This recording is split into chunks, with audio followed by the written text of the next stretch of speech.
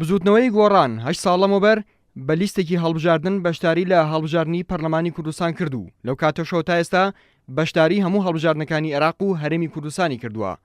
لە 28 نیسانی 2009 کۆمیسیۆنی باڵای سەربەخۆی هەڵبژاردنەکانی عێراق بە نووسراوی ژمارە 159 لیستی گۆڕانی وەک قوارەیەکی سیاسی ڕسمی لە هەرێمی کوردستان پەسەند کردو. لە 27 ئابی هەمان ساڵیش کۆمیسیۆنی باڵای سەربەخۆیی هەڵبژاردنەکانی عێراق بە نووسراوی ژمارە 32 لیستی گۆڕانی وەک قوارەیەکی سیاسی ڕسمی لەسەر ئاسی عێراق پەسەند کرد. لە 31 ئایاری 2010 وەزارەتی ناوخۆی حکوومەتی هەرێمی کوردستان بە نووسراوی ژمارە 11382 وەک پارتێکی سیاسی مۆڵەتی ڕسمی دایە بزوتنەوەی گۆڕان. بزوتنەوەی گۆڕان لە یەکەم بەشداریکردنی لە پرۆسەی هەڵبژاردننی پەرلەمانی کوردستان لە 25 حوتی 2009 25 کورسی بەدەست هێنا و لە ساڵی 2010 کە بۆ یەکەم جار بەشداری لە هەڵبژاردننی ئەنجومەنی نوێنەرانی عێراق کرد 8 کورسی بەدەست هێنا. ساڵی 2013 بۆ دووەم جار بەشداری لە هەڵبژاردننی پەرلەمانی کوردستان کرد و 24 کورسی بەدەست هێنا و لە 30 نیسانی 2014 بۆ جاری دووەم بەشداری لە هەڵبژاردننی ئەنجومەنی نوێنەرانی عێراق کرد و 9 کورسی بەدەست هێنا.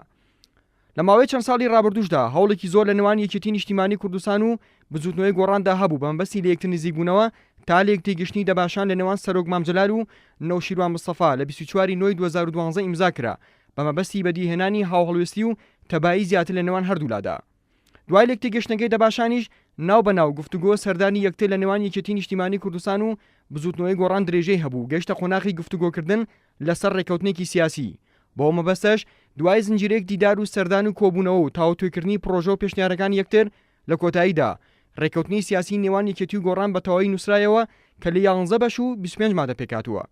دواتر سەر لە بەیانی ڕۆژی حەڤەی 6 2016 لە دەباشان بە ئامادەبوونی سەرۆک مامجلال و نەوشیروان مستەفا ڕێکەوتنە سیاسیەکە لە نێوان یەکێتی و گۆڕاندا ئیمزا کرا و ئێوارەی هەمان ڕۆژێش لە ڕێوڕسمێکی فراواندا بە ئامادەبوونی سەرکردایەتی هەردوو لاو نوێنەری هێز و لایەنە سیاسەکانی تر ئیمزاکردنی ڕێکەوتنی سیاسی نێوان یەکێتی و گۆڕان بەڕسمی ڕاگەیەنرا.